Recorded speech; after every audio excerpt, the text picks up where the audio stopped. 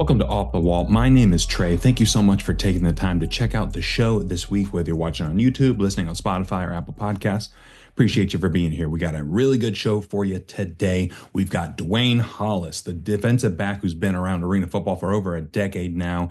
He's traveled the world playing football and arena football, which we'll get into when we dive in his interview here in a little bit. We'll also dive into the week that was and the AF1, IFL, and the NAL as well. But before we dive in any of that, it's time to plug some socials. That's right. It's everyone's favorite part of the video. If you're not following us already, please make sure you're following us at Off the Wall FB, F as in foot, B as in ball. Off the Wall FB. We're on Instagram. We're on X/Twitter. We're on TikTok. We are on what's the other one? Threads and Blue Sky. We're on all the things and stuff. So go give us a follow on there. And if you're watching on YouTube, hello. Appreciate you for being here. Please make sure you're liking this video and subscribing to the channel as well. Helps this thing grow and honestly helps legitimize what we're doing here. When people click on the channel for the first time, they see, oh, this has over 180, 190 followers. It helps give us a little juice and encourage some people to follow. So I appreciate everyone for their support so far as we continue to grow this thing out. And if you're listening on Spotify or Apple Podcasts, please make sure you're doing the same there. Going to the show page, liking the episode, rating the show 5 stars. I need to check how many ratings are on each of those. Last time I checked, it was like 12 or 13, which is awesome. I love to see that. And like I said, thanks so much for the support up to this point. Now that that's out of the way, let's get into the interview with Mr. Hollis. All right, on the show this week, we have a defensive back whose journey through arena football has truly been one of one. There's nobody that has had a journey quite like him. He's been in the arena game for over a decade. He's played around the world. He's been a coach. Now he's back to playing with the Billings Outlaws this season. His name is Dwayne Hollis. Dwayne, really appreciate you taking the time to hop on the show. How's life in Montana as you're getting accustomed to that new way of living? Well, it is different, but definitely is a good community out here. We got great food sponsorships and things like that. So, Nice. and like we were talking about before, I do like different views, and it's got a more of a mountainous view. So I haven't Yeah. really been in an area like that, but the weather is definitely emotional. Yeah. It's all over the place, but luckily playing indoors, you won't have to worry about Right, that too right. much. But I'd love to start off hearing a little bit about your football journey and what ultimately led you to arena football. Oof. Where do I start? So I graduated. I went to a D3 school coming out, and graduated. Couldn't really get invited to anyone's like pro days or anything like that. Yeah. So one of my coaches had played overseas in Europe in Helsinki, and I guess Oh. a receiver had just got hurt, and he was like, "I think you're athletic enough to make that switch." So I was like, "I'm trying to play football." So that was Yeah. actually my first flight ever, and it happened to be all the way overseas. Oh, But that's a long one. yeah, it was like 13 hours. But Oh man. it was definitely a good community. I got out there, just got to see different culture, and I like Yeah. different things, so I'm pretty, you know, pretty good with just being on my own in general. So Yeah. it was a good experience. We ended up going undefeated and winning the championship out there in Oh, very 2013. cool. And after that, I wanted to play in America. That way, if I'm playing, I want to be playing in front of my like family and friends, and Yeah. for them to be Yeah. able to see it at a timely fashion instead of watching the games at like 2 o'clock in the morning, three Yeah, o'clock in the right. morning, and things like that. So, actually, I had a friend. He played for Old Dominion, so we were training together, just working out together, and he had a private workout with the Pittsburgh Power Okay. in 2000 around 2014 ish. So he was like, "Oh, I got a private workout, but they're having a free agent trial. So you know how that works. You kind of pay and then you go to the open workout." Right. So I end up going to the open workout and killing it. Ran pretty fast, like 4.4 or something like that. Nice. And coverage was very, very good. And Derek Stingley Senior, he came up to me. He was like, "Would you like to go to the private workout after and cover the D1 guys and things like that?"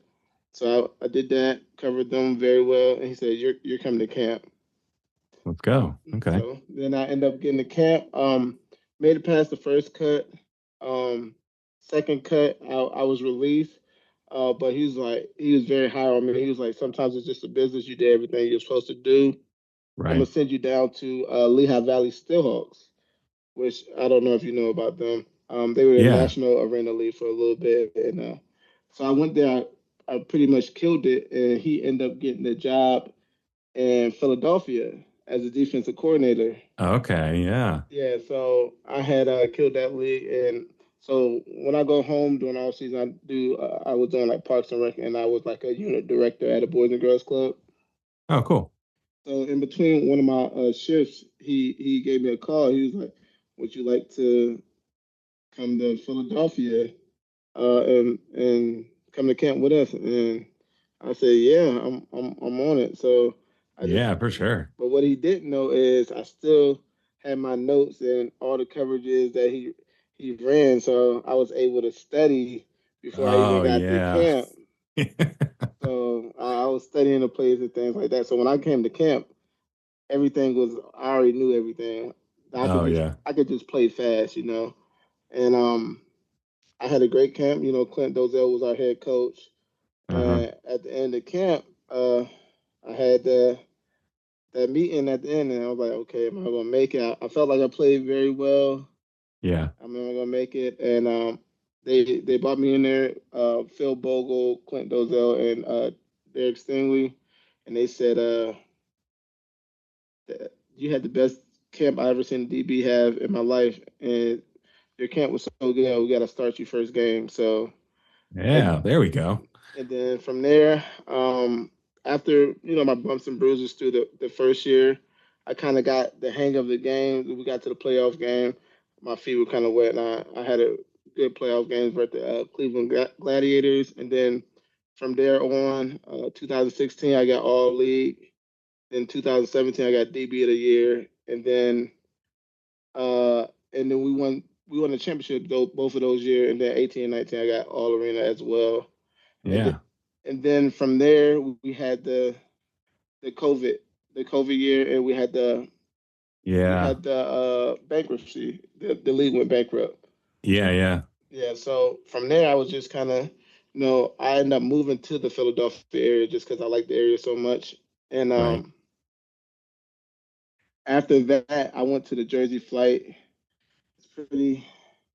We didn't do well that year. Uh, and then I skipped a couple things about China. I had went to China in Yeah. 2016. I was about to say, well, we were going to get to that, even if you Okay. skipped it. Yeah, I had went to China in 2016. They did like a draft depending where you got picked, Right. and I ended up getting picked third round. Me and my boy James Romaine, we ended up getting picked third round right by each other, and we kind of just toured the whole China, six different spots. It was like an exhibition. All the players were together. Uh, Right. Whoever we played, we just practiced at different times and things like that. I was able to see the Great Yeah. Wall of China, Oh, and sweet. right. And then we had 1 hour hotels when we was in one of the cities. Was on the beach, and we ended up going to Beijing and Shanghai. So it definitely was a good adventure. Yeah, no kidding. With Wow. that, and then after I came back, I actually got a workout with the Bears that had called a show, and they flew me out for a workout in 2016. Oh, very cool. Yeah, for the Bears, and that was a good experience because as a kid, that I wanted, to play in the NFL, but I Of never really course. knew about arena football, so Yeah. I didn't make it to the NFL, but I was able to make it pro in its own type of league, and then in Yeah. 2019, I was able to get back outside in the AAF, the American Alliance League with the Atlanta Legends. Yeah. And then after that, then I went to New Jersey. Then I was with Albany Empire for a year and a half, and we know how 2023 went Yeah. with, That's a whole thing. yeah, with certain people. I'm pretty sure everybody's seen the news on that. Yeah. And so I was offered either a coaching job or a playing job. It was my choice with the Firebirds in 2024. And Oh, so I took a month to really, I wanted to really think about it. because I felt like I was, I was still in pretty good shape and I was still making plays Right. and things like that. But ultimately, I decided to go the coaching route just because, as a player, I kind of done everything in the arena of the league that I really Right. could do in my position with all league. Like since 2016 to 2022, championships. I had three championships. Made it to I mean, I made it to about five. Yeah, I was about to say you're losing count. That's how many. Yeah, made it to five. And it was like, what more can I do? And honestly, that year, that 2023 year took a lot out of me. Just in Yeah. general, just it was a very emotional year. Just getting I kind of found a new home in Albany, and then kind of got kicked out, from whatever Yeah. happened at that time. And then I ended up ultimately getting back on the field. I was on the off season. I felt pretty good. Things that happened how I wanted to happen in Albany. So we parted Yeah. ways, and I was just honestly just going to the gym and getting in shape and just playing basketball and just lifting. And my boy Darius Prince just kept every other day, hey man, hey you should you should come back. I'm like, no, I'm good, man. I'm just working out, Uh-huh. working and things That's like what you that. thought. Yeah. Yeah, and then I just start like doing some DB drills and he was like, man, just come on with me to Corpus, and then I end up ultimately talking to my girlfriend, and I was like, and she was like, if you still want to play, go play. So she gave me the head nod, Let's go. and I was like, let's go. And when I actually got there, I was like, I wasn't really nervous. I just wanted to see how my body would react for being off a whole year and then Yeah. coming back. And then the first practice, I was like, okay, We're back. I feel good. I was like, I'm gonna get back into playing shape throughout the season and things like that. Just lifting and just running and getting that type of cardio in. And ultimately, whatever happened in Corpus happened, and Yeah. Cedric Walker gave me the opportunity to come out here in Billings. They were a young team and they needed some veteran leadership. So we were able to get five of our guys from Corpus to come up here. Yeah. And it meshed well. They had young receivers, so Prince was over there helping them out with, running routes and things like that and just reading defenses and things like that. And I was able to help the young DB core out and how I see things and like different progressions and what Yeah. coverages and how to watch film and things like that. We definitely have a good DB core. I like, especially our middle guy Cedric Thomas. I think he's going to be a very very good player when Yeah. it's all said and done. And then we were able to get Malik, which Yeah. No which kidding. which I was very excited about. I was very high on him, even when he was with Albany. I played against him a couple years, and then when he got here, it was just, oh, this is the guy. He studies, he prepares, he he definitely puts the work in. Like Yeah. he's up at night, calling meetings with the receivers. I was in I ended up walking by, and I just stopped and start, tell them how I would defend certain things, what Yeah. route combinations can beat certain coverages and things like that. So he's definitely a big help to the offense and definitely gave us a lot of juice once he got here. Yeah, no kidding. Yeah, I mean, what a journey! And this year alone, Right, like let alone the past 2, 3 years that right, we start going back. It's unbelievable. Yeah, I love the direction that the Outlaws are headed. But you've been around the game for so long now. yeah. What do you think needs to happen for arena football to continue to grow and it's cliche to say get back to where it was, but like for it to continue to grow from here, whether it be at the fan level, the team level, league level, like from your experience, what do you think needs to happen for that continued growth? So, I think it all starts with the community. You have to get to the community.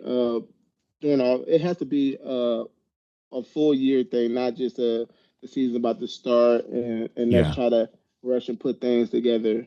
I will say Albany does things the right way, and um, when I was with the Soul, they definitely did things right. It was like a full thing. You definitely got to get out to the community, and also you have to build the trust with the community ultimately. Hmm. And if you have a team, you have teams coming in and out.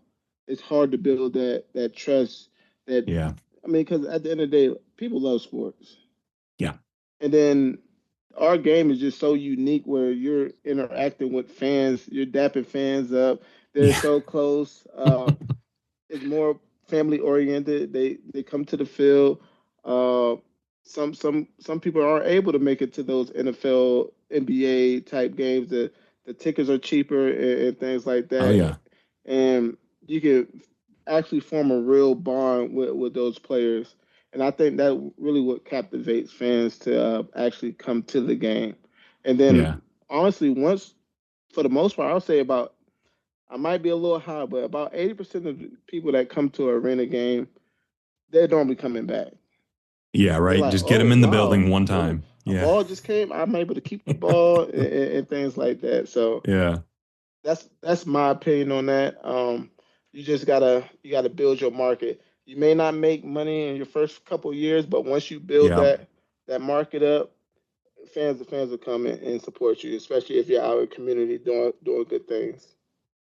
Yeah, it's one of those things where, like you said, it's got to be year round and not just when you need them per Right, se. Like not when you need them to come to a game. Like right. Yeah, in it's October or right, November when there's no benefit to you right, per se at the time, that's right, when you need to be really investing, right? Yeah. right.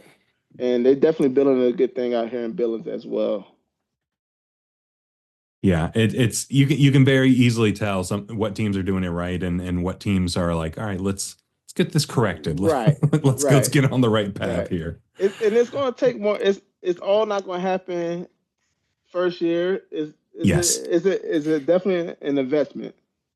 You know what I'm for sure. saying? Yeah. Yeah. So Yeah. I think it can get back to that. We just got to put the energy into the community, and then the Yeah. community will support you back. Yep, it takes time. Like the NFL's been around for 100 years. Like it took them took them 50 years to get to a good spot. So you Honestly, just gotta stay committed. honestly, I've told my friends, family, and just different players. Honestly, a lot of players, if the Arena League and the NFL paid anywhere towards the same, they would choose to play Arena over the NFL Right? just because of the type of game it is. It's Yeah. more high, high score. I don't like to say that too much, Yeah. but Yeah. Being a defensive guy, yeah. right, right. But it's more Well, fan friendly.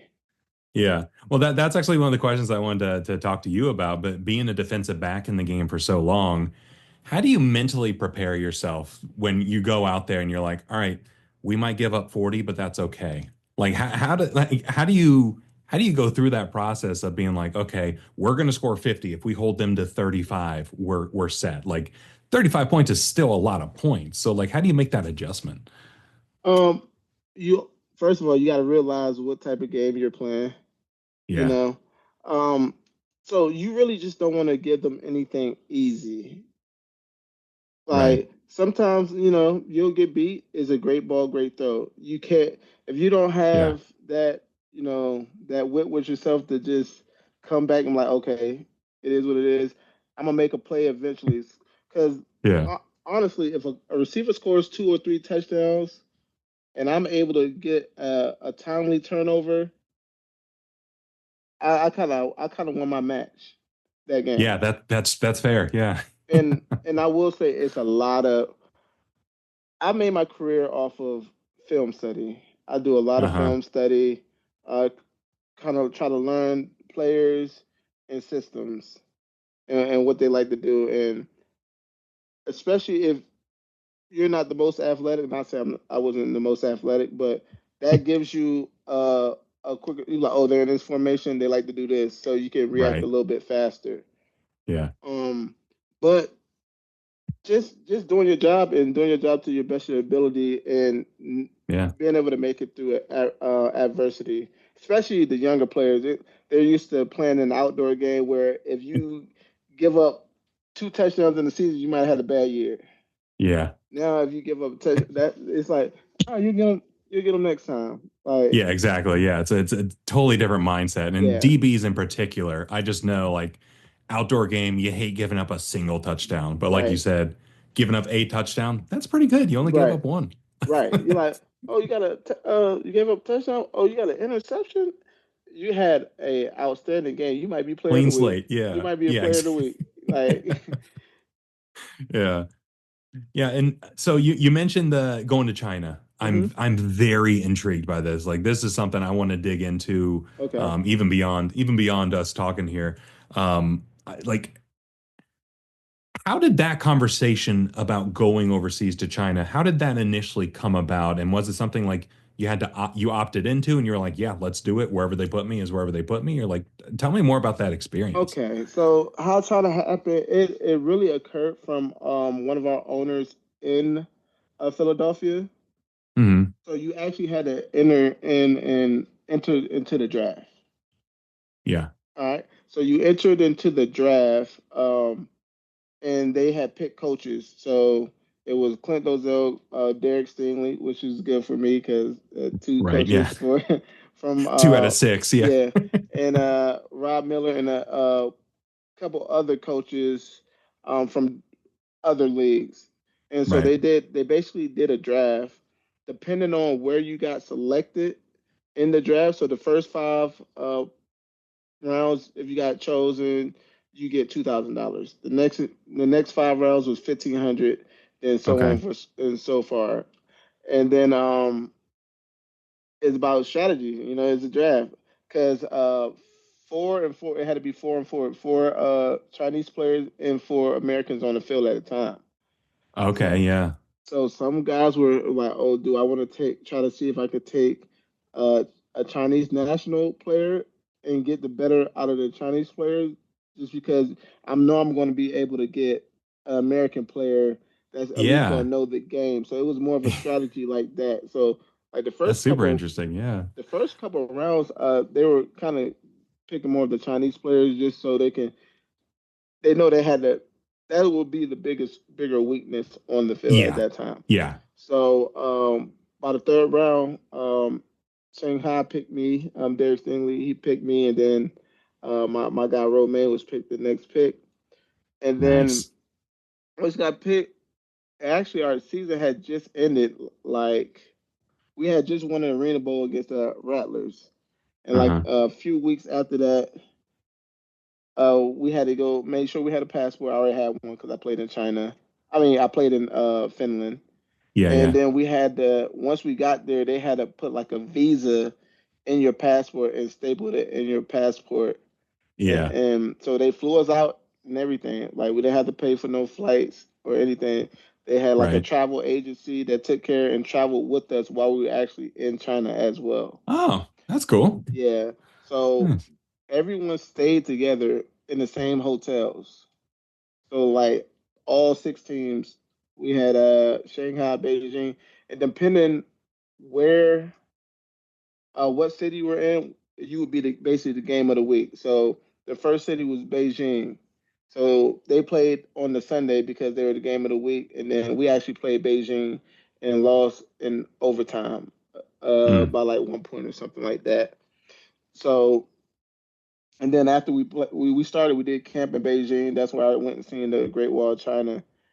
We did camp, and then we played our first week there. And then after that, we traveled to a whole new city and practiced and did the same thing. We did that all the way until we got to Shanghai. And then once we got to Shanghai, it was 1 verse 2, 3 verse 4, and 5 verse 6. Okay. And depending on where you finish, you got a bonus. If you win the whole championship, you got like a $3,000 bonus. If you got second, you got extra. This on top of what you were already making. Yeah. Yeah. And we lived in all 5-star hotels, and they had breakfast, lunch, and dinner buffets. It was amazing. What a I, life. I Yeah. didn't have to spend a dime. I got to get out the country. So football has definitely taken me a lot of places I would never have went if I didn't play the sport. Yeah, it gave you quite the life experience. Yes, yes, yeah, 100%. And that's people are like, you went to China? Yeah, free free expense. I was paid to go to China. Yeah, Yeah. they paid me to go to China. I'm glad it was after before COVID. So Yeah, right. yeah, Yeah. so I didn't get stuck out there. Might be a little ways Right, away from doing that again. Yeah. right. But yeah, that was definitely one of the highlights of my career. Yeah. So fast forward a little bit to 2024. You touched on transitioning from playing to coaching. You mentioned Hmm. 2023 kind of took a lot out of you. Hmm. What was that transition like getting into the coaching realm? And what was like something or a couple things that you didn't realize about coaching that you kind of learned pretty quickly? Um, Things I definitely learned about coaching that I didn't have to deal with as a player is off the field issues, I would say. Mm, The more of the off the field issues that you have to take care of, even though that's not what you really signed up for, but just off the field issues and things like that. And um, most of all the other stuff I kind of you know experience just being released before and things like that, being able to talk to players like that, yeah. and I was really a leader during my time, so actually like getting the defense and things together, I kind of built my log and things like that, and was able to just put some stuff together for when they got in camp and kind of got in touch with the guys and make sure I kept in touch with them and things like that. Right. Well, But for the go ahead. But for the most part, it wasn't that hard of a transition. I was in a good organization as well, so Right. That it helps. made it very easy. And I had great coaches along the way where I stayed after and talk to coaches and from different perspectives as well. Yeah. Yeah, it doesn't seem like the X's and O's is the hard part of that. It's like you said, Mhm. managing the off the field stuff where you're like, oh my God, I didn't think I'd have to deal with this, but here we are. This is where we're at. Right, right, right. But yeah, X's and O's. I've been doing it. I know like the back of Yeah. my hand. So.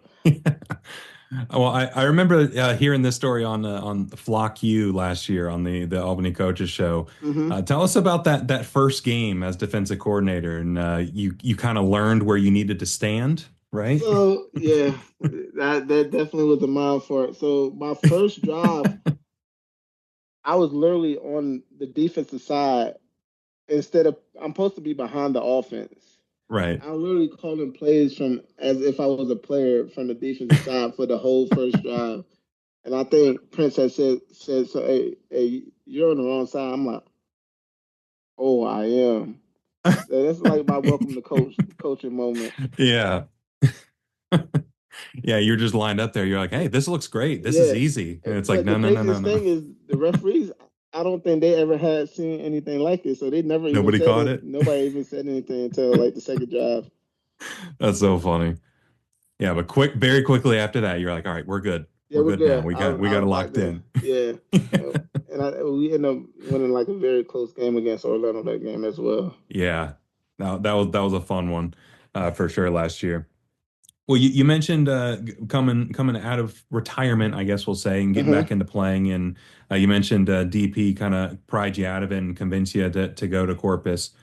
Before things went a little sideways in Corpus, how was it like in the very beginning, kind of going through training camp and getting accustomed to that team? Because that Corpus team had some real potential before things Oh, got a little crazy. we were very talented. Um, Practice and everything was good.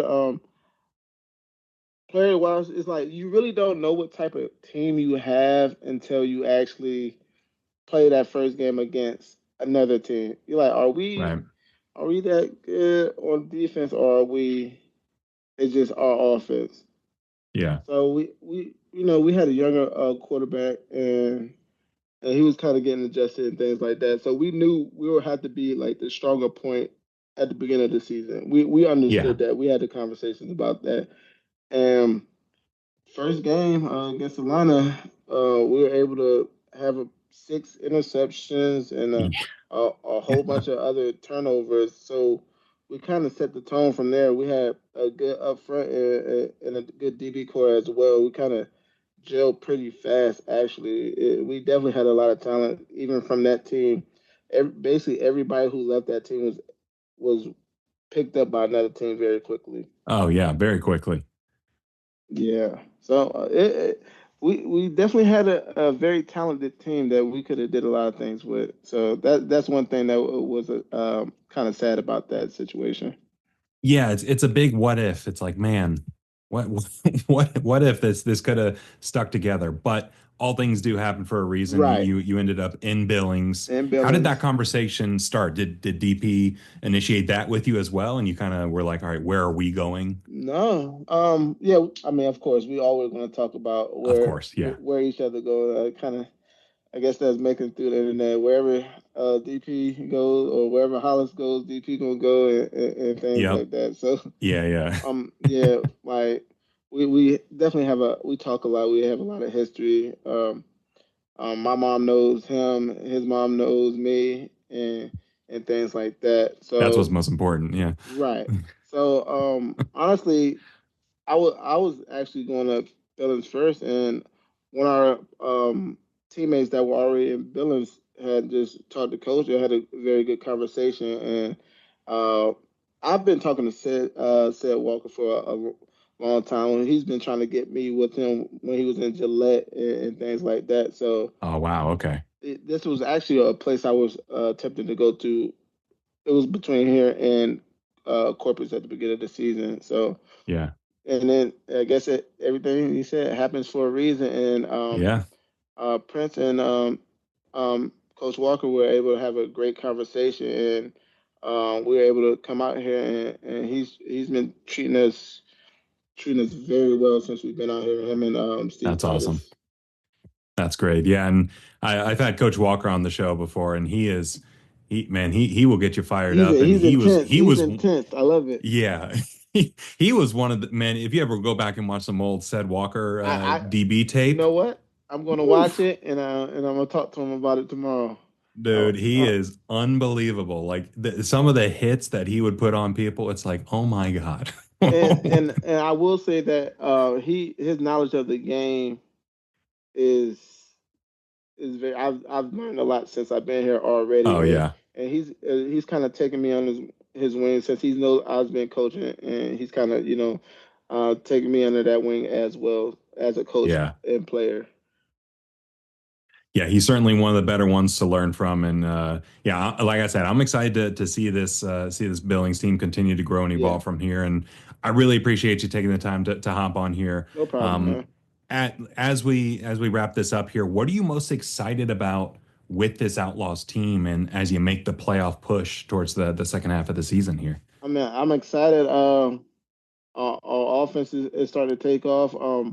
Our defense, we're young, so we got a lot of time. We got a lot of improvement we can make from top to bottom. Like Yeah, the improvements are going to be more, uh, how I say, more enormous than it would be as if you had an all veteran type team. yeah, yeah, So, and the guys are picking it up very well. Definitely got a good game plan going into this week, and I'm definitely very excited. I think our defense will keep getting better from where they started at, especially with the veteran leadership, and our offense just got 10 times better. Well, the yeah. additions we made, we just got another receiver that he was in Corpus with us as well. So just a couple, more additions and things like that. But we feel Yeah, very good about our chances, and our coaches are second to none as well. We have yeah. Randy Hipper, who's a veteran guy. I So good. battled with all my career as well, so and he knows the game. He's excited. He's up till 2, 3 in the morning, drawing up plays and things like that. So it's definitely I definitely have a good feeling about Billings. Let's go. This is going to be exciting. I'm excited to see the end of the season, and we'll have to get you back on here sometime. There's a whole lot we didn't even scratch the surface of. We Yeah. didn't even touch the brawl at the mall. Like that's a Ooh. whole nother thing we'll talk about. You might gotta get me and DP on at the same time. Okay, we can do that. We could definitely We do can that. arrange that. We could definitely do We that. can we can arrange that for sure. Well, like I said, I appreciate you hopping on here, Dwayne. Where can people follow you on socials? Um, I'm more simple. I only got really Facebook, and I don't never go on Twitter, but I'm on Instagram at Okay. Hollis, HOLIS underscore island, Okay. and it's private now. I used to have it public, but Okay, I got I you. don't need anybody looking at You my don't need all profile. that. Yeah. Yeah. So do you want me to link the socials in the Yeah, description or are no, you okay? I Okay. could choose who I add. All right, there you go. Yeah, be Yeah, selective with it. So yeah. if you want to follow Dwayne and if he chooses you, well, Nah, that's out of nah, my nah. control. I'm just talking about, in the future, if somebody want to I look through got my you. profile for a job, you never know. Yeah, I got you. Well, we'll link it in the description below. So Okay. if you're on YouTube, just scroll down just a little bit. It's right there. Go give him a follow and let him know you heard him on Off the Wall. But Dwayne, really appreciate it again, and best of luck the rest of the way. We'll talk soon, okay? All right. Thank you, man.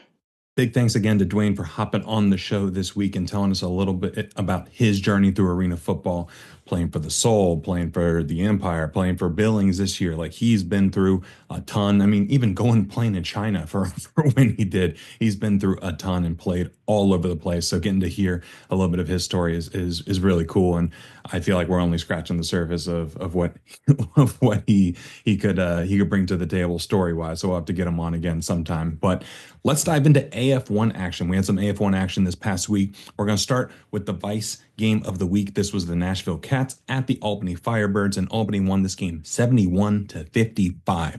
So Nashville, they started this game off hot. They started this game off as well as you could possibly hope.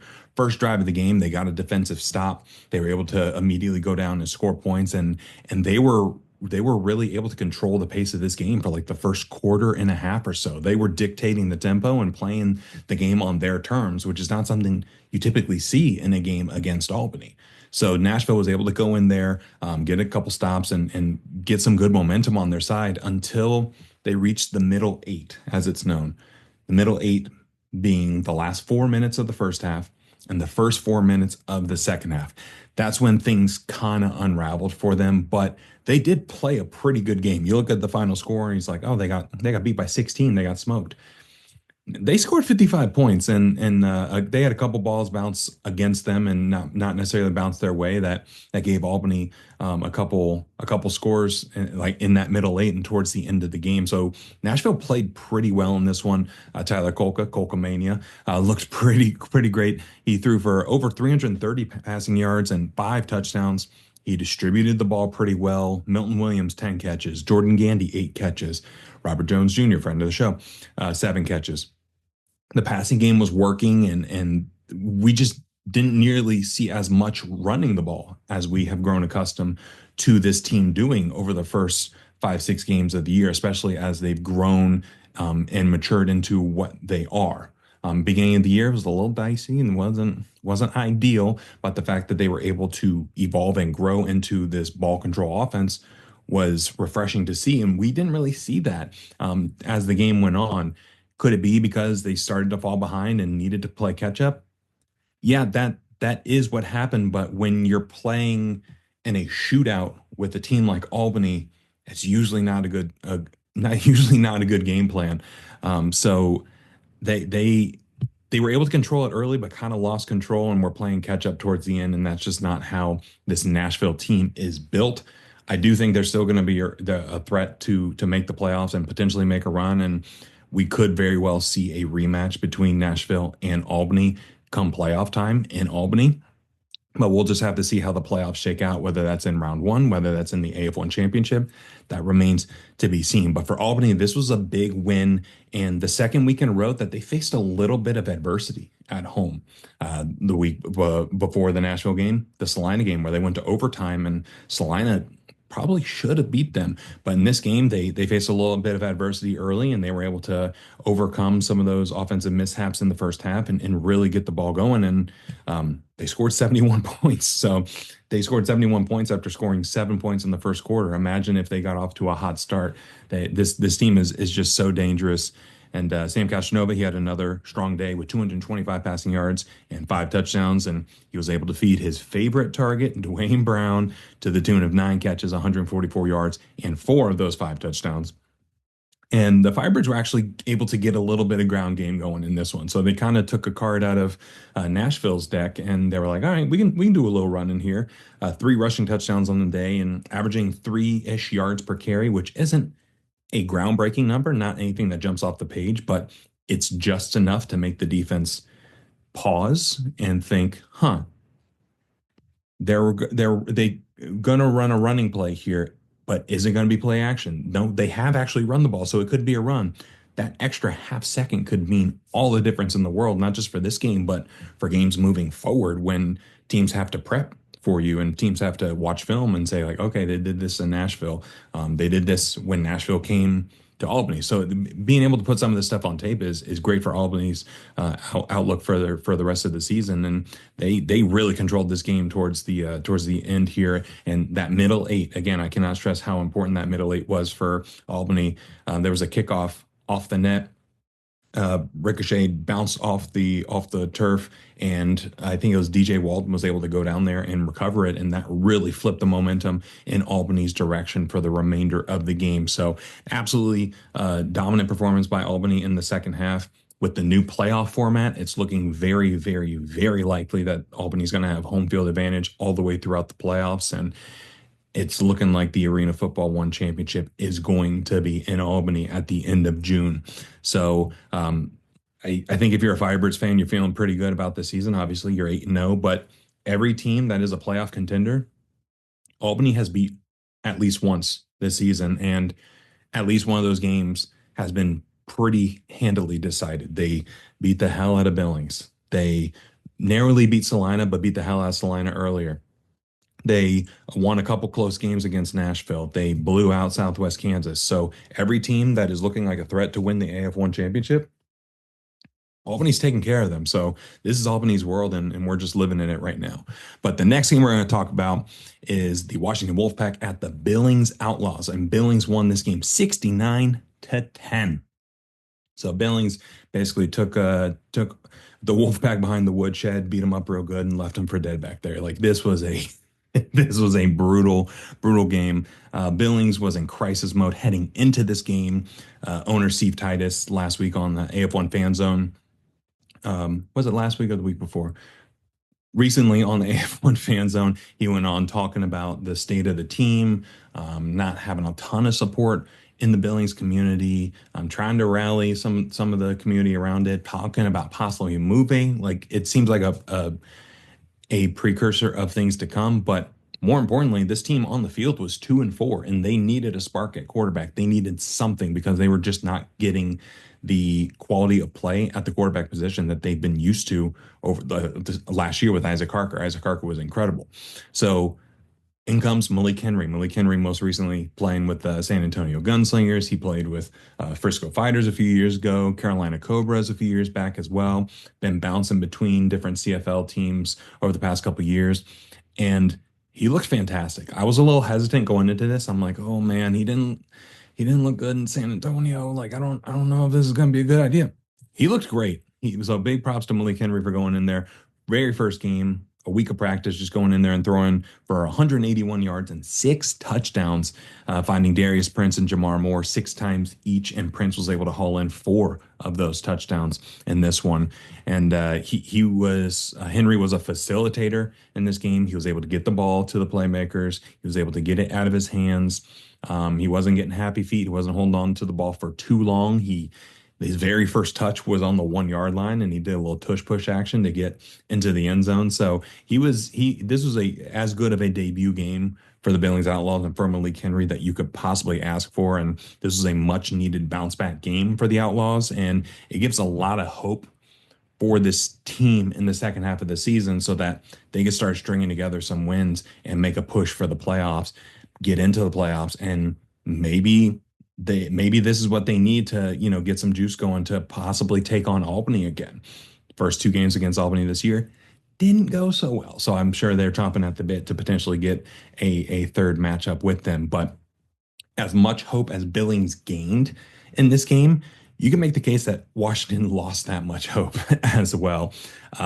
Just an absolute roller coaster season for them, and it seems like we're at the very bottom of a valley in the roller coaster, and um, it's not looking like it's going to go up anytime soon. The Wolfpack brought in another quarterback this week, former Carolina Cobras quarterback Dom Schaffner, who played pretty well in Carolina this year. And he was just thrown to the wolves immediately, which is very ironic to say about the Washington Wolfpack thrown to the wolves. Moving on, this was just an unwinnable situation for Schaffner as that Wolfpack offensive line just continues to be a major problem. Schaffner was running for his life every single play, it seemed like, and the play calling honestly wasn't doing them a ton of favors. It seemed like every time they took the field, they were running these long developing deep post, deep corner routes, deep streak routes that take time to develop. But they didn't have that time at the quarterback position. The offensive line was just letting people in like it was, I don't know, like it was a $2 matinee at the movie theater. I don't know. I'm thinking, you get what I'm saying. The offensive line was letting everybody in, and it was just bad. It was a rough outing for the Washington Wolfpack, and you can make a case that this is probably one of the rougher ones of the entire year, and they've had some stinkers to this point. So that's really saying something. But Schaffner ended up going 11 for 26 for 40 yards and four interceptions. And the Washington offense just continues to be one of the most breathtaking in a bad way offenses that I've ever seen in arena football. Like it's just maddening and puzzling how we're 9 weeks into the season and this is how this team is playing, regardless of who they're playing. Billings is a very good defense. Billings is a very good team, but they've had their own struggles. The fact that Washington is 9 weeks in and 2 seasons in at this point, dating back to last year, their offense wasn't very good. But if I'm Washington, I'm going to every local gym in the Everett area, and if I see a guy who's 6'2" or taller, 290, 280, 300 or bigger, I'm asking him if he can suit up. Like they literally just need to go find the biggest bodies they can and say, hey, we can't do much worse right now. Come play for the Wolfpack. So I don't, this group that they have clearly isn't cutting it, and I just don't know where they go from here. And I feel like I'm repeating myself week after week after week after week, and I feel bad because it seems like I'm piling on, but it is that rough of a viewing experience. Like it is just tough to watch, and I want them to be better because I believe in what this Wolfpack ownership group is doing off the field and some of the partnerships they're building. But this on-field product just isn't matching what they're able to do in their community and what they're able to do off the field. But speaking of rough watches, that leads us to our very last game of the weekend, where the Corpus Christi, almost said Corpus Crisis. That's very funny. The Corpus Christi Tritons went to Oregon to face the Oregon Lightning and a little Monday Night Football AF1 After Dark action. And Oregon won this game 52-20. So if you're reading or if you're listening to this, you are very well aware of Corpus Christi's roster issues and some of the stuff they've had to deal with over the past month and a half. Darius Prince, Dwayne Hollis, Terrence Ames, all these guys getting cut because they just didn't have the cash flow to afford the roster that they had. That's the reality of the situation. This was a decent showing by Corpus Christi considering the amount of roster turnover they've had over the past couple of weeks. That being said, it wasn't good either. It was decent, all things considered, but not good. You can make the case it was better than Washington's offensive output, but we're not going to go there. We're not going to talk about that right now. But much like Washington, this Tritons offensive line was just rough. The Oregon defensive line is very good. They have some guys and dudes on that line, but Corpus Christi just Fred Payne was running for his life, just like Schaffner was, and he just couldn't get into a rhythm. He had some poor throws that were his fault, but he had some throws. He was like, "Get this ball out of my hands right now." Like I need to get rid of this ball, otherwise I'm gonna get killed. And he was just running for his life the entire time. He ended up going 10 for 25. That's a 40% completion percentage for 110 yards, a touchdown, and an interception. And this Tritons team has its work cut out for them as they adjust to life without the players that they lost and let go in free agency. And let go is putting it kindly. But I just have a hard time seeing how this team can potentially win another game this year based on what we saw in this matchup because Oregon was probably one of the better chances that they have to secure a win. They face Nashville a couple of times to end the season, and Nashville's looking really, really good. They're looking like a good squad, and yeah, Corpus Christi is going to be in a very rough spot very, very soon. But for Oregon, if you were just to look at this box score, you would say, "Hey, look at Oregon! Look at Oregon! They're doing the thing. Good for them." And good for them is right, but this it's still a rough game. It's still a rough go. The on the field stuff was improved, but you got to consider what they were going up against. Like I said, the amount of turnover that the Corpus Christi team was going through. Dalton Cole at quarterback, he seemed efficient throwing the ball, 22 for 30, 285 and 5 touchdowns and an interception. Although about 30 of those yards and one of those touchdowns came on the second to last play of the game where they were up by 26 and did not need to throw the ball, but they decided, you know what, we're going to run it. We're going to get a 50 burger for the first time this season. So depending on how you feel about that, I don't know. But this was an ugly game across the board. Um, it was just a rough viewing experience. The play on the field was rough for both teams. The overall broadcast and commentary was just a really, really tough viewing experience. And they do provide a much needed regional partner for Washington and potentially teams that are going to be in the league next year. We talk about the Stockton Crusaders, potentially some other teams in that West region, maybe jumping ship at some point. They have a nice little thing going in that Pacific Northwest, that northwest part of the country, but it just seems like they have a long ways to go to get the standard up to where it needs to be, to where it is in Albany. They it looks like they are playing a different sport than what the Albany Firebirds are playing, just from a broadcast perspective. Even Nashville has a much better broadcast and much better setup than what Oregon has in their facility and in the way they go about things. So I think they're an important regional partner, but it feels like they just weren't totally ready for the 2025 season. But on the field, they're getting it together. Like they're slowly coming, like getting it all worked out. So to me, it feels like the rough viewing experience was kind of the reason why this game wasn't very publicized. If you look on the AF1 socials leading into this game, they didn't really talk about this game. They didn't really hype it up and say like, "Oh, we got Monday Night Football." Like they mentioned it on like Sunday or Saturday, but they were pretty mum about it on Monday, and it seems like that may have been intentional, just knowing what this game was going to turn into and how silly at times it was. But overall, a solid week of AF1 football, and the playoff picture starting to clear up. We got Billings making a push. Albany might as well lock up that number one seed, and we'll have to see if Oregon can make a late push as well. All right, next we're going to talk about the IFL. We had a really good weekend of IFL football, starting with the undefeated Quad City Steamwheelers going to Green Bay to face the Green Bay Blizzard, and Green Bay won this game 47-25. So undefeated no more. Quad City goes down for the first time. For Green Bay, this was a really good bounce back win from last week when they just got absolutely boat raced in Tulsa. Nothing could go right for them in that first half, and they just fell behind big time. But they were able to get a ground game going in this game, unlike what they were able to do in Tulsa, and that was the difference in this game. Honestly, it was that where Kimo Clark had a strong game, 16 carries for 76 yards and 2 touchdowns, and they were able to use that to open up the pass game. And Max Myler was able to get things going through the air. And this Blizzard offense is coming together a little bit slower than last year, but they're starting, like they have a lot of the same pieces in the wide receiver group. Kimo Clark is really looking good. Jalen Cagle is back, and he's probably going to be worked into the offense in the kick return game slowly over the next couple of weeks.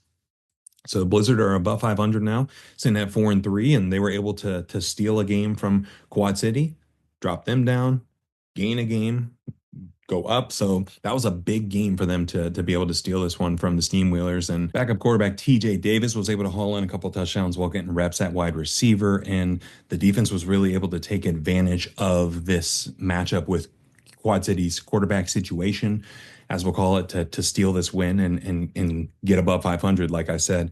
But as big of a win this was for Green Bay, it can be a little bit deceiving on the surface in terms of like like this wasn't the same Quad City team that went 6-0 heading into this game. It just wasn't. Quarterback Daquan Neal started the first 6 games of the season, has been playing at an MVP level. Very, very good up to this point. He didn't start this game due to an injury. We don't know the severity of the injury just yet. IFL is usually pretty mum about that type of stuff. But backup quarterback Demery Croft got the start in this one, and he just looked off. Like I took him a little bit to get going. Was rusty, isn't great. I don't know. It's somewhere in the middle there. 7 of 20 passing for 49 yards and 2 interceptions is just not good. Croft was off from the beginning, and when Quad City still had a chance to come back in this one, Daquan Neal actually came in and was like, all right, let's do this. And almost immediately threw a touchdown pass and got the team back in it. But as soon as it became clear that this game was in hand for Green Bay, they took him out and put Croft back in just to make sure that Neal's injury didn't get any worse, whatever that may be. But a loss is a loss, and I wouldn't put a ton of weight on this one for Quad City necessarily. If Daquan Neal misses extended time, this could be a problem for Quad City down the line. But if he's able to get back in the starting lineup and is healthy enough to get back in that role and be QB1 for this team, he's absolutely a difference maker, and he's the MVP for this team so far. And we'll have to see if he's able to come back next week. The next game we're going to talk about is the Iowa Barnstormers at the Tulsa Oilers, and Tulsa won this game 62-57. So heading into this game, this one seemed like it was going to be one of the most lopsided matchups of the weekend, and it was for the first 3 quarters of this game. Tulsa's recent form has been incredible heading into this. Iowa's recent form, not so much heading into this. So it seems like, all right, Tulsa is going to smack them around and get out of town. Good to go. They were up 32-17 at halftime, and they were up 54-23 early in the fourth quarter. But they let Iowa get back into this game, and we very nearly had one of the most unbelievable comebacks in professional football history, let alone or indoor arena football history, just due to some boneheaded play calling and just incredibly bad decision making on offense in that fourth quarter to let Iowa back in this game. And TJ Edwards had a pretty good game in this one, 11 for 16, 135 passing touchdowns and 3 rushing touchdowns, so 8 touchdowns. Very, very good. But he had a couple turnovers in this game where you were just like, what is that? Why? Like there was an interception late when they were up by 14. I think it was 14 or 13. And it was like fourth down. They could have easily just kicked a field goal, but they decided to throw it into the end zone. It got intercepted and returned for a touchdown. So they went from being up by 31 in the fourth quarter to needing to recover an onside kick to secure this win with less than a minute left. Like it was just a crazy sequence of events. Oilers did just enough to win this one, but the way this fourth quarter went down kind of makes you think like, uh-oh, if they encounter this situation again with a team that's better than Iowa, how does this work out? Like, I don't know. And it kind of, this game kind of made me question some things about this Tulsa Oilers team heading into the future of the season. But for Iowa, they nearly pull off an all-time comeback. So if you're looking for positives for Iowa, that's a good one right there. But they just have to get better at starting games. They shouldn't have been in the hole that they were in. First drive was a 4-and-out turnover on downs. Second drive of the game was a 3-and-out missed field goal / punt, however you want to classify it. And they had 7 plays on offense. And then you look up at the scoreboard, they're down 13-0. Not great. Not a great start. James Cahoon completed less than 50% of his passes for 160 yards and 5 touchdowns. They live and die by the big play. They don't have anything short or a running game in their playbook, it seems like. And the turnover bug got them yet again. Multiple interceptions thrown in this one. And it felt like Iowa was beating Iowa more than Tulsa was beating Iowa in this one. And so you can't do that against a team like Tulsa. Tulsa has enough firepower to beat you. You don't need to also beat yourself. You just don't need to do that for them. But once again, very little emphasis on running the ball at all during this game, and let alone when it was early and they needed to get their offense in rhythm. And a lot of things had to go their way, a lot of good bounces, onside kick, interception return, kick return. A lot of things had to go their way, and they did. And they very nearly came back. But just imagine if they had a pulse in that first quarter on offense. They could have potentially won this game and stole one from Tulsa. So Iowa, I guess the comeback is a positive, but the negative is you were in a position where you had to miraculously come back. And that's just not a position that they want to be in, I know, but How do you prevent yourself from being in that position moving forward? But next game we're going to talk about was arguably one of the games of the year so far.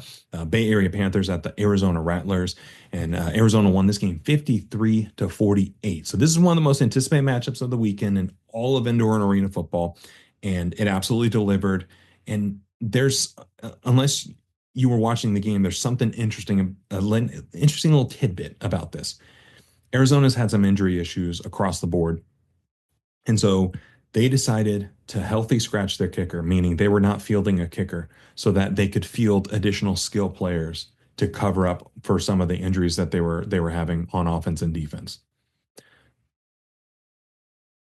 And it kind of worked.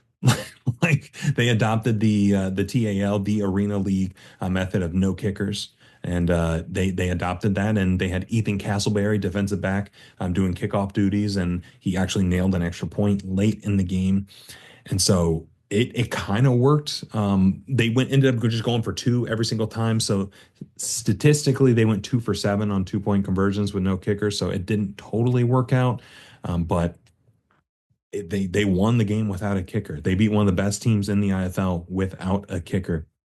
So it just kind of makes you think like, wow, what is this team capable of down the line? And the kickoffs were a little unorthodox.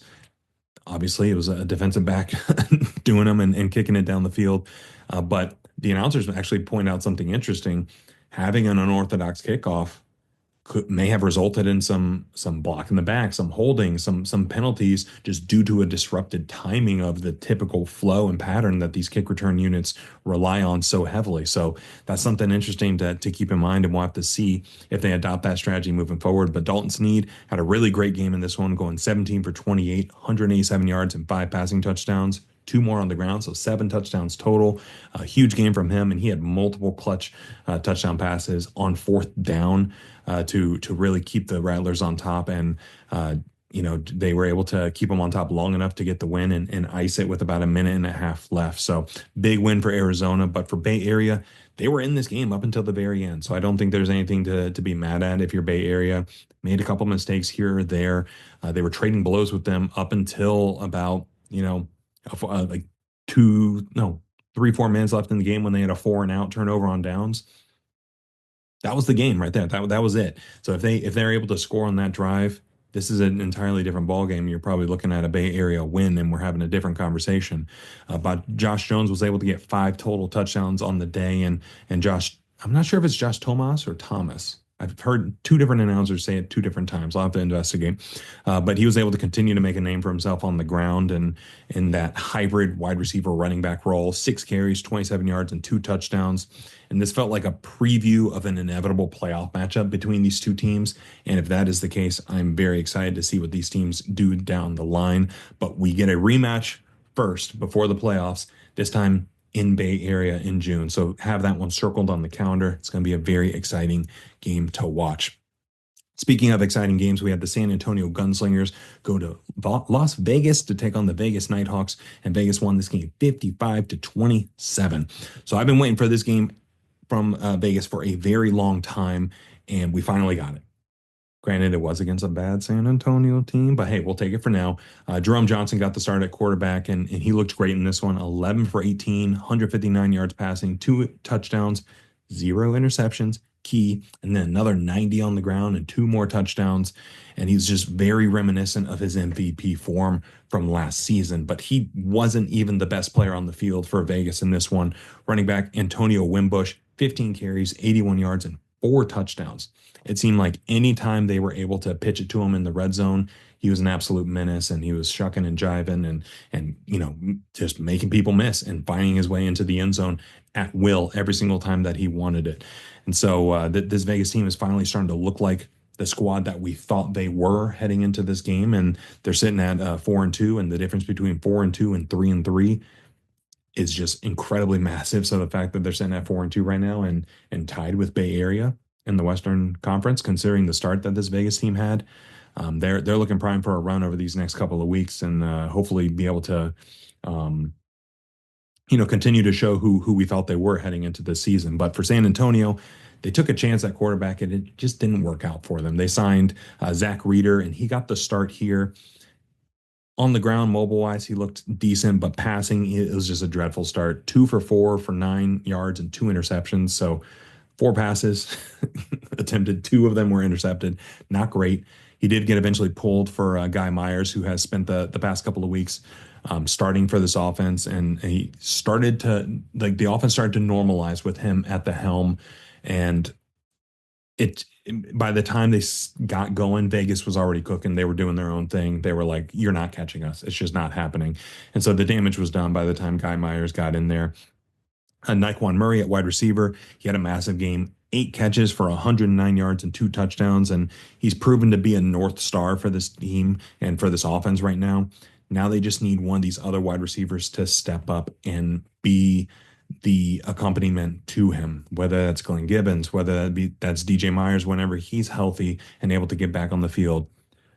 Don't know where it's going to come from, but they need a spark offensively, and this team is in trouble. I think they're sitting at what 1-5 on the year right now, and I think that spark that they need on offense comes from Guy Myers. If they're able to keep him in the lineup and just consistently go to him and continue to try to grow and evolve this offense into something that can be greater than what it has been over the past couple of weeks and the beginning to the season so far. But the next game we're going to talk about is the Massachusetts Pirates at the Tucson Sugar Skulls, and the Tucson Sugar Skulls won this game 46-27. So it might be time to start the talk and have this uncomfortable conversation with your friends, family, neighbors, anyone who's going to listen.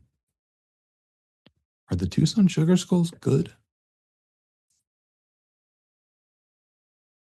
Are they good? I think they are. I think they're a good team. And who would have saw it coming after the year they had last year and the start that they had to the first couple of games of this season? But defensively, they played a really good game here, and they were able to shut down the Pirates' passing game and really limit what they were able to do on offense. And this was just an impressive game all around from Tucson. And this Tucson team has just been playing good defense all year, and this offense is finally playing up to a similar level.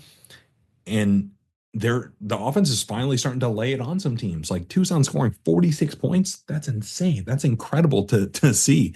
Jamist Williams really helped control the game on the ground.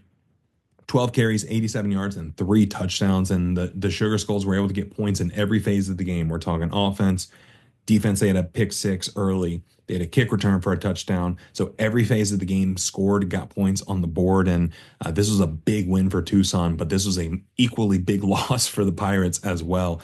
For Massachusetts, it might be time to have that conversation about the quarterback position. This is the first game of the Tom Menas era. Didn't start off too great. It might be time to say, hey, do we kick the tires on Felix Harper, who, as far as I can tell, is still with the team as the backup quarterback. Kenji Bahar just hasn't been able to be the quarterback that they need to be able to really connect through the passing game. On the ground, he's tied for first in the league in rushing touchdowns. Granted, a lot of those are on tush pushes, so take it with a 2 grains of salt, not just one, 2 grains of salt. But he's just not able to pass the ball as effectively and do what he needs to do in the passing game to get the ball to Isaac Zico, to get the ball to Thomas Owens, to get the ball to Tio Redding. Like, they're suffering because they're just limited in the passing game and what they can do with Bahar at quarterback. He finished this game 9 for 28 for 105 yards and an interception. So he didn't have any passing touchdowns, and this offense just looked lost for the majority of the game, and it was just not a good performance. So Puka Williams at running back, he had a really great game in this one, but unfortunately he got overshadowed by the poor quarterback play. And Puka Williams had, I think, over 100 yards rushing and 2 or 3 touchdowns in this one, but they lost by 20. Like, that's how bad the quarterback play was in this one. And I would not be surprised if the Pirates end up going to Felix Harper, or, bringing in a different arm to potentially, spruce things up a little bit, and you can have a little change of pace, because they're sitting at 2-4 right now, and it's 2-4 is not Pirates level of football, and not where they want to be as an organization. So I think Felix Harper would be a good option. He has IFL experience. When he was able to step in for Bay Area last year, he played pretty well. So it could be a situation where he's got the weapons around him. drop him into a good situation, that veteran presence could be more than enough to get this team going and to provide a nice little spark for this Massachusetts Pirates offense. And the last game we're going to talk about is the Northern Arizona Wranglers at the San Diego Strike Force. And San Diego won this game 40-29. Heading into this game, I thought there was a decent chance that Northern Arizona could steal this one. San Diego was kind of treading water. Northern Arizona's offense was trending in the right direction. It seemed like they were starting to get things going with quarterback Caleb Lowe. They broke 30 points for the first time against Vegas, and they looked pretty good. And towards the end there, they were really starting to get things going. But the first drive of the game happened, and Caleb Lowe just got absolutely rocked into the boards. And don't want to speculate, but it seemed like he might have got concussed and he was just out for the rest of the game. And quarterback CJ Fowler, who started the first 4 or 5 games of the year, stepped in and having some of those same struggles that he had all year, not really able to pass the ball very well. His athleticism is able to make some plays and able to run the ball pretty effectively. But a big part of playing quarterback is being able to throw the ball. So it's kind of a Kenji Bahar situation with the Northern Arizona Wranglers as well, where running the ball isn't the problem at the quarterback position. It's the passing thing that's really sinking this team and holding this team back. So I really want this Wranglers team to be good. Like I really want them to be competitive. I want them to play spoiler for some teams. Maybe that still happens, but if Lowe is out for an extended period of time, I'm struggling to find where that will occur and where that will happen. Fowler, he has the athleticism to be a difference maker, but it just hasn't translated to what they want to do on offense just yet. But for San Diego, it looks like they're starting to get back into the swing of things and got back to scoring 40 points again. So shout out to San Diego for kind of getting some things together. John Maldonado at wide receiver, he's looking healthy. He's looking great. Made a big impact on this game. 8 catches, 103 yards, and a touchdown. Wide receiver Journey Sloan was able to get back in the mix after missing a couple of weeks worth of action as well. Nate Davis, he was able to throw 4 touchdowns to 4 different receivers, and the offense is starting to get into a rhythm. They're starting to trend in that direction. But I would really, really, really, really like for them to be intentional with running the ball with Ed Vander. Please, please feed Vander. Hashtag feed Vander. I feel like if they're able to run the ball, throw that guy in high motion in the red zone, he gains 4.5, 5.5 yards per carry over the past year and a half. They were using him as an up back on some running plays, and that's great. He's able to do what he needs to do. But if he's the guy running the ball, it's just a difference maker in the red zone. So I hope they start to utilize him a little bit more. I think he only had like 4 total touches in this one, and that's just not enough for the player of his caliber and what he brings and his experience in the indoor game. So yeah, send him in high motion, let him cook, and let him get a full head of steam and just watch him bulldoze his way to the end zone. I think that could be the next step for the San Diego offense. It looked like they were starting to be a run-oriented team early, kind of lost it over the past couple of games, but with Ed Vander, it seems like maybe I'm just being optimistic. I don't know. It seems like they have the intent to do it again. So a great week of IFL football, and we're heading into an even better one next week with a full slate, all 14 teams in action. So that's going to be an exciting time. Lastly, we're going to dive into the NAL. We're going to start off with the Shreveport Rougarou going to Columbus to face the Columbus Lions, and Columbus won this game 40-20. So Columbus gets a much-needed win after a 3-game skid. Start off the season white hot, not allowing a single point in 2 games. Lost 3 games, and we're looking for answers on offense. And I think they might have found it in quarterback Vincent Espinoza. He had a really solid game throwing the ball for 115 yards, 5 touchdowns, and 2 interceptions. And it helps when you have a wide receiver named Tramel Gooden catching 5 touchdowns that you're throwing to him. So that certainly helps. So Gooden had a great game. He was clearly the favorite target in this one, and the defense was really able to take advantage of Shreveport's quarterback situation, given that Serrano left the game with an injury late against Beaumont. Doesn't look like he'll be able to come back anytime soon. They allowed 0 passing touchdowns and got 2 interceptions in this one. And Draco Statham led the way with 8.5 total tackles and a pick of his own. Huge win for Columbus. It cannot be emphasized how big of a win this was to get them out of their slump and get them back on the right track, to be able to maintain that playoff spot that they have in their division. But for Shreveport, this was a rough go, but they had to adjust on the fly because of the quarterback situation with Serrano being hurt, and they just couldn't get into form in this one. They did a lot of running with Denarius Antoine and Josh Hollins. They combined for over 100 yards and 2 touchdowns, but they needed firepower through the air, and they just couldn't get that. The first couple games of the season was very similar to what we were seeing here, a lot of running, very little passing. What Serrano brought to the offense was being able to open up the passing attack and, take the top off the defense, and they weren't able to do this in this one. And this was a game that the Rougarou really needed to get themselves in the playoff picture. The difference between 2-4, where they're at now, and 3-3, had they won this game, is huge, considering how tight this race is, and considering that now Columbus has a game in hand against them, and they have that tiebreaker going for them. So it's going to be a very interesting playoff race, and it's going to come down to the very end of the season. It's going to be an exciting one over in the NAL. But the next game we're going to talk about is the Beaumont Renegades taking on the Wheeling Miners, and Beaumont won this game 41-26. So this was the first Beaumont game that did not end in thrilling fashion. So a little disappointing for all the Beaumont fans out there, but it's got to feel good to be able to win one without a sweat, win one comfortably. And Carl Robinson at quarterback didn't have his best game in this one, but they were able to get the points on the board when they needed it and to hold on and to score to put it away late in the game. Robinson had 82 passing yards, 2 passing touchdowns, and 2 interceptions, but was able to add another 57 yards on the ground with a touchdown, including a long 39-yarder, which was pretty sweet. But wide receiver Jeremy Neal had a solid game with 4 catches for 65 yards, 2 touchdowns, and the defense was really able to step up and shut down the passing attack for Wheeling with DB Cam Pruitt hauling in 2 interceptions of his own. So the Renegades control their own destiny from here on out. They continue their unbeaten season, and they're sitting very nicely 3 games ahead in the American division, and they're looking real good to be able to start preparing for the playoffs at the end of the season. But for Wheeling, this was a tough one. It was just a tough one from the start because much like Shreveport, they're looking to turn the page from one quarterback to the next.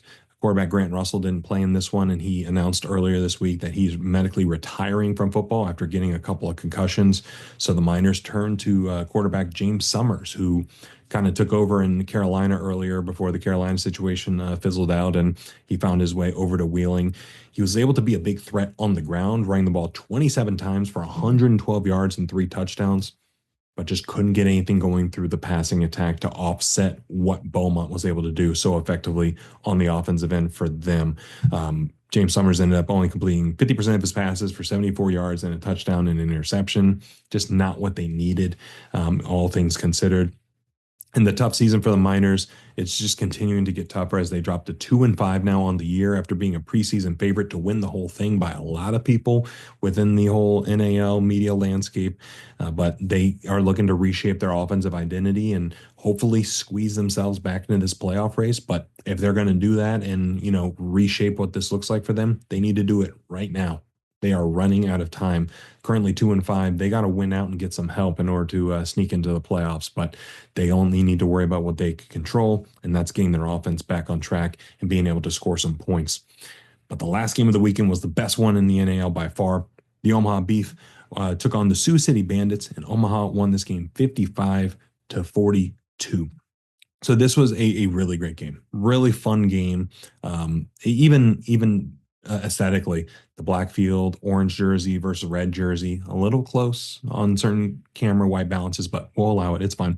Omaha really came alive in this one on offense and really put their best offensive performance of the year on the field, while Sioux City was able to mount a little bit of a comeback and make it a game where you were thinking, if they get a stop, this could get interesting. This could get very interesting. But for Omaha, Lorenzo Brown had a really, really good game in this one, going 12 for 18 for 200 yards and 4 passing touchdowns, while Tobias Taylor was able to tout the rock on the ground to the tune of 16 carries for 59 yards and 2 touchdowns. Wide receiver Devonair Conliffe, one of my favorite players in the IFL for Duke City last year, exploded in this one, hauling in 5 catches, 127 yards, and 2 touchdowns. averaging over half the field per catch, which is insane to think about. And the Brandon Negron effect is in full swing on offense. That's something they talked about a lot, was getting this offense going and being able to put some points on the board. And they're finally able to do that. And with that defense that they have on the Omaha defense, I don't know if they call it that, but I don't know, maybe they should. They're looking like the team to beat in their division as the playoff race heats up. And you knew Omaha was going to be around. You knew Omaha was not going anywhere. Um, they're evolving as the season grows, and they're looking like they're going to be a very scary team to have to deal with down the stretch. But for Sioux City, it might be time to pass the torch over to Tyler Lowenstein. His name is going to trip me up every single time I do it. He looked pretty good in this one, and nearly got the Bandits back in this game. He was able to fight back and claw back. He did have some interceptions that really put them in a bad spot and put them in a hole that they probably shouldn't have been in had they not thrown that interception, but that's beside the point. He was able to connect with five different wide receivers and really distribute the ball well, throwing for 120 yards, 3 touchdowns. But again, those 2 interceptions were just backbreakers. Devin Blair Jr. was able to haul in 2 receiving touchdowns, while Fred Bruno hauled in the other, and all NAL running back. It's going to happen this year. It's inevitable. Drew Prohaska was able to punch it in for 2 touchdowns as well. But the Bandits defense was just getting torched by this Omaha offense, and Omaha was coming alive, and they just had no answer for them at times. And this evolved into a shootout very, very quickly, which is not something you would expect from this Omaha team, given how the first, 3, 4, 5 games of the season. But the head coaching change seems to be bearing the fruits of that right now, and they seem to be in a good spot. But Sioux City is now surprisingly sitting at 3-4 on the year, and they're in real jeopardy of missing the playoffs, given the division that they're in and given how the other teams have been performing in this one. And it's surprising to see that they may not make the playoffs after making the championship game last year. So this upcoming week of NAL football is going to be very interesting. We got a game kicking off on Thursday, and we got games all throughout the weekend. So it's going to be a very important week for playoffs as we start to see, do teams start to pull away? Does the race get even tighter? We're going to have to wait and find out. And that's the show. Thank you so much for taking the time to check out the show today. Thank you to Dwayne for taking the time out of his day to hop on and talk about his career. Like I said, we barely scratched the surface of what he's done throughout his arena career, and we'll have to have him on again sometime to dive even further into what he's been able to accomplish on and off the field.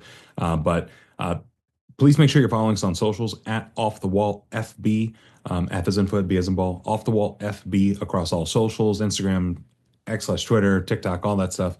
Make sure you're following us on there. Make sure you're following Dwayne as well. And we'll see if he grants the request. I'm joking. But please make sure you're also subscribing and liking on YouTube as well. Subscribe to the channel, like the video, throw a comment on what you thought about the Dwayne interview, game you're looking forward to this upcoming weekend, whatever you see fit, viewer's choice. And if you're on Spotify or Apple Podcasts, please make sure you're doing the same there as well. Rate the show 5 stars, like the episode, peer pressure a friend into watching the show, all that fun stuff. We've got a really good weekend of arena and indoor football this upcoming weekend, and it's gonna be a fun time. So make sure you're following along on socials. Let me know what games you're interested in, what games you're watching.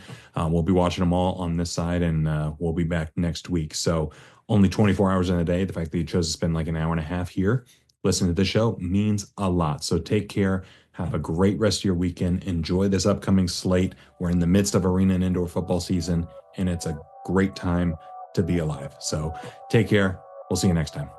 Bye.